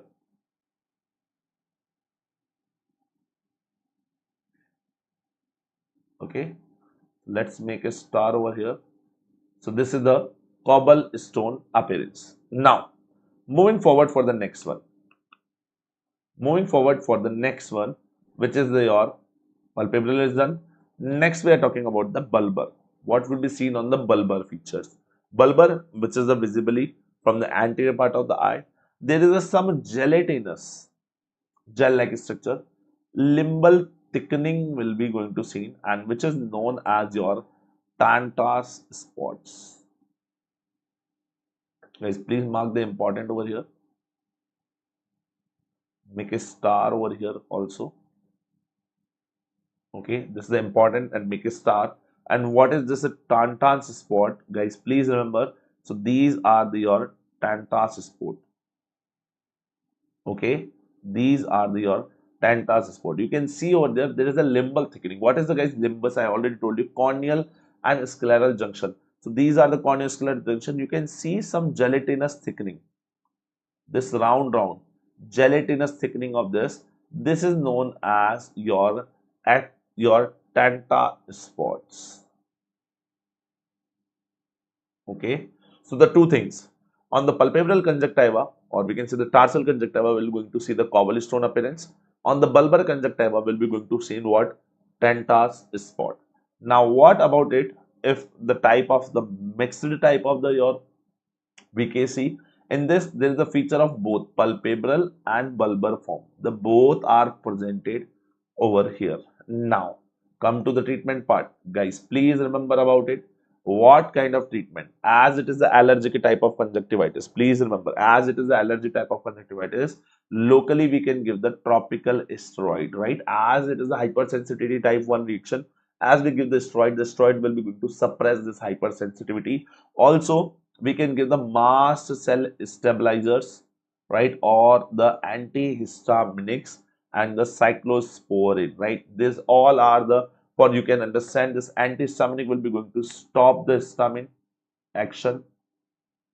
Okay, histaminic actions, or the mast cell stabilizer. You know very well the mast cell is secreting the histamine. So if we stabilize the mast cell, so mast cell is stabilized, so no histamine.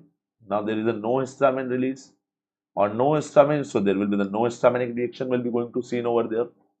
Also, in the systemic form, we can give the oral antihistaminics can be given for, and the short-term steroid can be given also, right? In the short-term period, we can give the steroid also can be given. What we have to do about the large papillae? If we talk about the cobblestone appearance, they grow very largely. So we have to give the steroid injections. What we have to do? we have to give the steroidal injections, and we can do the cryotherapy. We can do the cryotherapy. I hope you know about the cryotherapy, right? Which is also known as the cold knife therapy, right? And we can do the excision of it, right? We can cut and remove this papillae, right? Which is growing over there, right? Which is enlarging over there. Now, what is the general treatment can be given? We can give the patient dark goggles as the photophobia is there.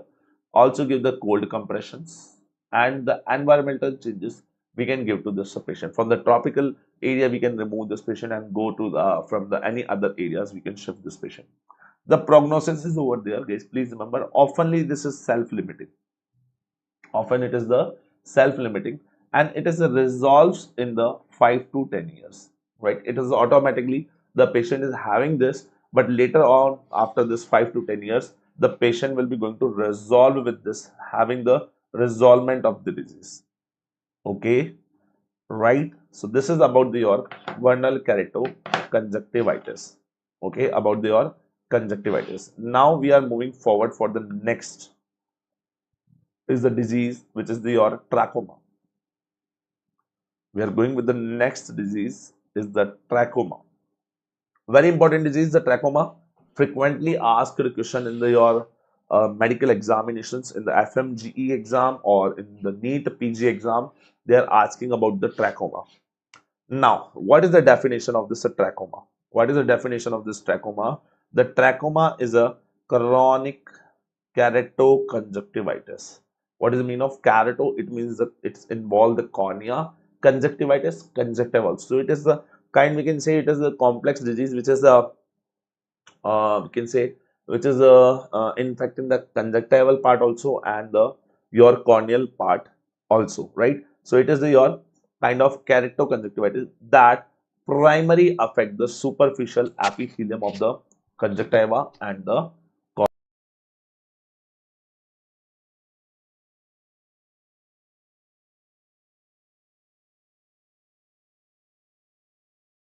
Now, as it is involving, please remember, it is chronic eye infection caused by Chlamydia trachomatis. So this is the your causative organism, causative organisms, right? This is the causative organism, and it lead to, please remember, it lead to inflammation and scarring. Please remember, it will lead to inflammation and scarring, and it is a potentially causing the blindness. Please remember, it is having the potential to cause the blindness. So that's why it is the blindness caused by infectious disease. Infectious disease is the your trachoma. So the trachoma is the disease, infectious disease which can cause the blindness, right? Which can cause the blindness. What is the hallmark sign of your the hallmark sign of your trachoma is your sagogane follicle. The same, it is seen on the tarsal conjunctiva as the cobblestone we saw, right? As the cobblestone was the flat topped, but it is the your tipped, or we can say the sharp elevated. We can say the sharp elevated. We can say the sharp elevated points. Okay. Now, talking about the next, which is the Chlamydia trachomatis, which is the your agent for this causing this disease, and this is having some serotype. What kind of the serotype it is having? It is having the type A, B, BA, and C.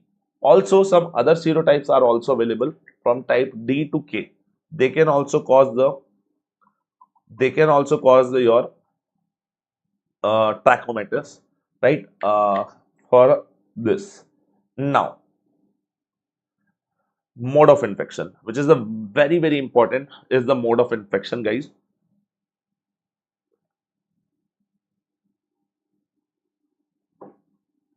What is the mode of infection, guys? Please remember about it. The mode of infection in this condition, the mode of infection in this condition is the direct spread. What kind of the direct spread, guys, here? please understand about the diet spread, that it is contacted by the airborne or the waterborne, right? The directly it can be the contaminated with the patient, and it can be contacted by the airborne or maybe the waterborne. Also, what is the next type of transmission? It can be transmitted through the vector. And what is the vector of this trachoma? Through the fly, which is our house flies, right? So now what can be the possibilities, guys? Please remember. The one patient is having the trachoma, the fly is sitting on the his eye, and now it is carrying this chlamydia trachomatis on the feet of this your fly and come to the patient's which is the non-infected patient's eye. So it can cause this, it can cause this through the flies. Okay, the next, some material transfer is also possible, some material transfer is also possible, and this is through the contaminated fingers, this is through the contaminated finger of the doctor and the nurse, or maybe by the contaminated tonometers. Maybe the doctor touched the patient's, for the examination, patient touched the patient's eye, and after this, this is the trachometer's patient. After this is evaluating the next patient also by the same hand without the washing. So it can be transferred to the patient's, the doctor's hands or the nurse's hands. What is the clinical profile of this? Please remember the incubation period of trachoma is from the 5 to 21 days, right? So the incubation period is from your 5 to 21 days, right? Now, symptoms. What will be the symptoms we'll be going to see over here, guys? Please remember the mild foreign body sensation. The patient is having the mildly foreign body sensation, and occasional lacrimation will be going to see. The importantly, there is a slightly thickness of eyelids and some scanty mucoid discharge. It is an important feature, right? The eyes having the some scanty mucoidal discharge, mucus one, right? Mucoidal discharge over there. And what about the sign? In the sign, we guys going to see in the conjunctival sign. In the conjunctival sign, we are going to see the congestion of upper tarsal and the fornicle conjunctiva. On the conjunctiva, we can see the follicles, which is known as your sagogane, sagogane follicles. Okay, sagogane follicles. Next, corneal sign. What will be seen over the cornea? On the cornea, there is a Herbert's pits. What is the mean of pit? It is a pitting sign. Okay. So what is happening? This sagogane follicle, which is over the tarsal conjunctiva, it is pitting over the cornea. It is hitting over the cornea, and due to this, there is some pitting depression, small pitting depression over there, which is the oval and circular pitted scars are there, right? Which is the oval and circular pitted scars are there, and which is the left after the healing of Herbert's follicles in the limbal area. So these are the by the pitting of, or the we can say the pitting scar of the your your Herbert follicles. Now, talking about the some treatment part, and in the treatment part or the management part, I think I hope you studied this in the PSM also, right? In the PSM, I hope you studied about this, right? PSM, I hope you studied about the safe strategy. So the safe strategy is used for the trachoma, right? Safe strategy is used for the trachoma. So they ask about the elimination of the trachoma, and guys, please remember about it. The trachoma is eliminated now from India, right? Please remember about it. The trachoma is eliminated. Okay, but from the overall period of it, they are asking about this. What is the this safe strategy? So please remember about it. The S, which is the stands here for the surgery. The A here stands for the antibiotic. The F is stands for here the facial cleanness, and E stands here for the environmental improvement. So these are your safe strategy, which is used for the elimination of the trachoma. Elimination of the trachoma. Let's talk about the management of it. Let's talk about the management of it. For the management of it, guys, please remember if we're talking about it, the using of it, the management of this your trachoma, we have to give this in the depending on the situation. There is a two type of the thing. Like first, which is the active trachoma. Active trachoma, it means the infection of this chlamydia trachomatis is going on, right? So the infection of this trachomatis, chlamydial trachomatis is going on. So we can give the topical therapy, which is the 1% tetracycline or the erythromycin ointment for 4 days, 4 times a day for the 6 weeks. Also, the systemic dose, the systemic therapy we can give the tetracycline or the erythromycin 250 mg 4 times in a day, or the single dose of azithromycin, which is the drug of choice. Azithromycin is the drug of choice for the trachoma, right? We are giving of it the single dose, okay? Or we can give the some combined therapies. What kind of combined therapy? We can give the severe cases, we can give the topical and the systemic. So we can give the both one, topical and the systemic antibiotics, right? So this is known as your combined therapy, right? Talking about the prophylaxis. What kind of prophylaxis, which we talked about it, the prophylaxis is the, we can give the hygiene and sanitation, or we can say the safe strategies also for this prophylaxis only. Okay, the safe strategy. And early conjunctivitis treatment should be done. And the last one, which is the blanket antibiotic therapy. What is the blanket antibiotic therapy? If we are having or we are traveling into the area where is a trachoma is a very more common over there, so we can take the prophylaxis medicine, that is known as your azithromycin, right? Which is covering as the blanket antibiotic therapy, right? So it will be going to cover up and help us in the prophylactically. We are taking this medicine before the disease causes, right? As you know very well, what is the prophylaxis? The prophylaxis is before the having the disease. If we are taking any treatment, that is known as the prophylactic treatment, right? So this is about the prophylaxis. And the safe strategies, please remember, for the management or the we use for the elimination of trachoma. Okay, as I already told you, the recently updated, the trachoma is eliminated, right? The trachoma is your eliminated. The next, we are starting with the next, which is the your pterygium. This is also your conjunctival disease, but please remember, this is the again non-infective.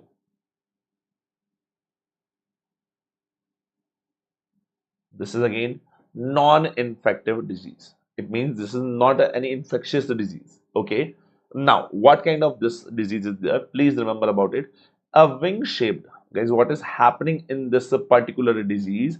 There is a wing-shaped fibrovascular growth. What is happening?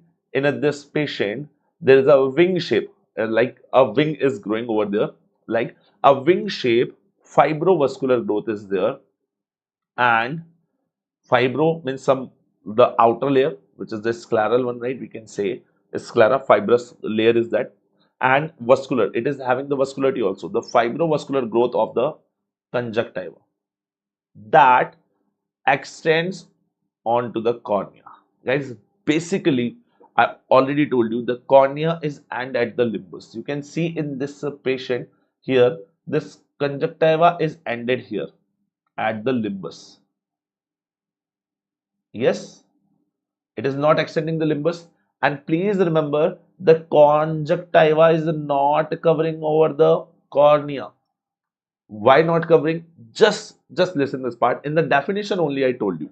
What I told you? In the definition I already told you that the conjunctiva is what? The conjunctiva is your translucent membrane. What is this? This is your translucent membrane. As it is the translucent membrane, guys, please remember, translucent, there is no transparency, right? As it is a translucent membrane, if it is covering over the cornea, is the cornea will remain the transparent? Not remain the transparent. And as it is not remaining the transparency, how the patient will be going to visible and how the refractive media will be going to visible? Guys, please understand this thing. So that's why your cornea is not covered with, please remember, your cornea is not covered with the conjunctiva.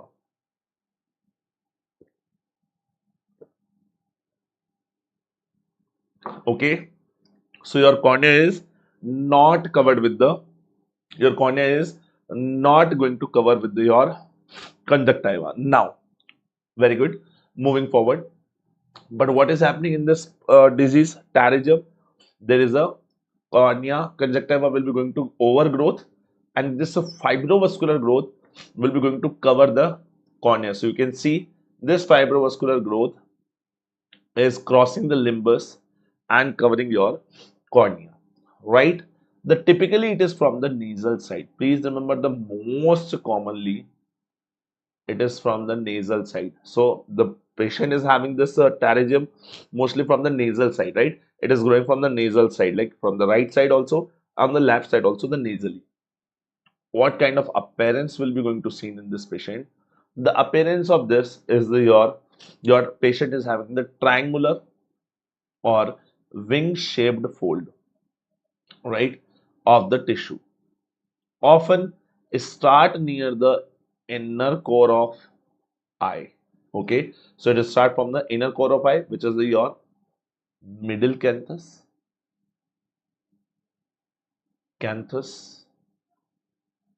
and you can see over here from the medial canthus, it is the middle canthus, right, which we can say the inner corner of the eye. It is starting from here and extending on the cornea. Okay, it's starting from over here and extending over the cornea. Next, what can be the more seen over here? Now, if I'm talking about it, if just I'm erasing with this, what can be seen over here? It is having the three part. This pterygium is having the three part, right? What is this part? The first one is this one is the head of pterygium, and here near the limbus it is having the neck, and the last one is the tail part. Head, neck, and the tail. And what can be seen over there? There is a sometime there is a deposition of iron will be seen sometimes on the corneal epithelium, which is the anterior to advising the head of pterygium. So near the head of pterygium, if I'm drawing here, so I'm removing this head, right, and drawing with it like if there is a pterygium head is having like this. Okay, there is a deposition of iron over here, right? So this particularly is sign is known as Stocker's line. This particularly sign is known as Stocker's line. Okay, so please underline this Stocker's line, and guys, please reply me in the chat box. Earlier also we saw in the keratoconus. In the keratoconus, we saw the patient is having a iron deposition in the cone, that is known as Fletcher's ring. Guys, please remember that is known as Fletcher's ring. Okay, now that is known as Fletcher's ring. What about this? What about this, guys? This is known as your, just a minute. I think audio is going more. That is known as your Stocker's line. That is known as your Stocker's line. Very good. Now let's move forward. Let's move forward. And now moving forward with the symptoms of it. Guys, what are the symptoms of it? Guys, please remember about it. The redness of eye. You can see over it, the eye will be getting redness. The secondly, there is the foreign body sensation. There is a foreign body sensation. The patient is having the irritation in the eye in this, and due to this foreign body sensation, there will be the watering. Okay, these are the common symptoms, right? Pain will be not here there, but in the later stage,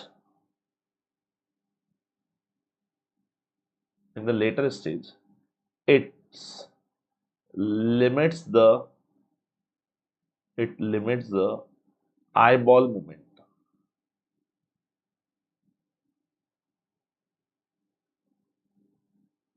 Okay, so what can be happen? So it limits the later stage, it will be going to limit the eyeball movement. So it will be going to limit the eyeball movements in the later part. All right, now what can we give in the treatment? Now we are moving forward for the what we can give in the treatment part of it, guys. So please remember it. The treatment part, there is a no medical management is possible for this pterygium. We have to give the only and only surgical excision of this pterygium. We have to cover the surgical excision of this pterygium. In what kind of condition we can give this? If the patient is having the cosmetic concerns, right? The patient is saying, I'm not looking good, or my eyes is not looking good due to the pterygium, so we have to do. Also, there is a progression towards the your pupillary area, right? If it is covering this papillary area, wait for the crossing of it. So there is a visual disturbance will be going to see. So we have to do the this.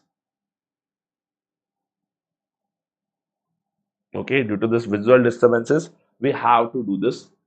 We have to do this excision of this pterygium. Or maybe the patient is having the feeling the diplopia due to the interference of the ocular movement. As I told you, it will in the later stage, it will be going to limit the eyeball movement. So in this condition, we have to do. But please remember, there is the thing. If we only do the only excision, or we can say the only simple excision. Write down, guys. If we do the only simple excision, there is a 70% chances of recurrence. So for stopping this recurrency, what we can do, we can give the drug mitomycin C. It reduces to the 40% of corneal recurrence of this pterygium. And if we do corneal, if we do here after the excision, if we do the conjunctival autografting, if we do the conjunctival autografting, after the doing this conjunctival autografting, there is the very less, we can say the less than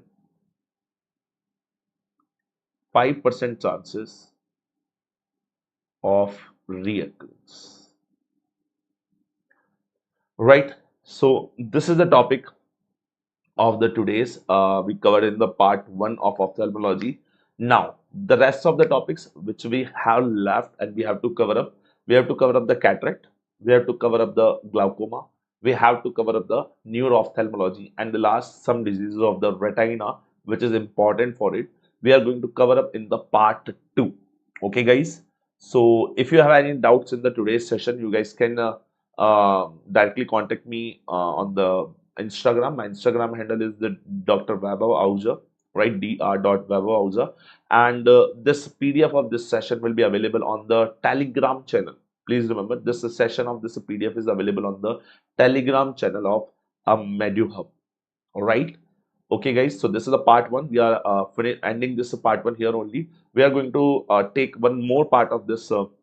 One more session of this ophthalmology for which is known as the part 2, right? So we covered the basics here only, and the rest of the diseases like the glaucoma, cataract, and the neuro-ophthalmology will be going to cover up in the part 2.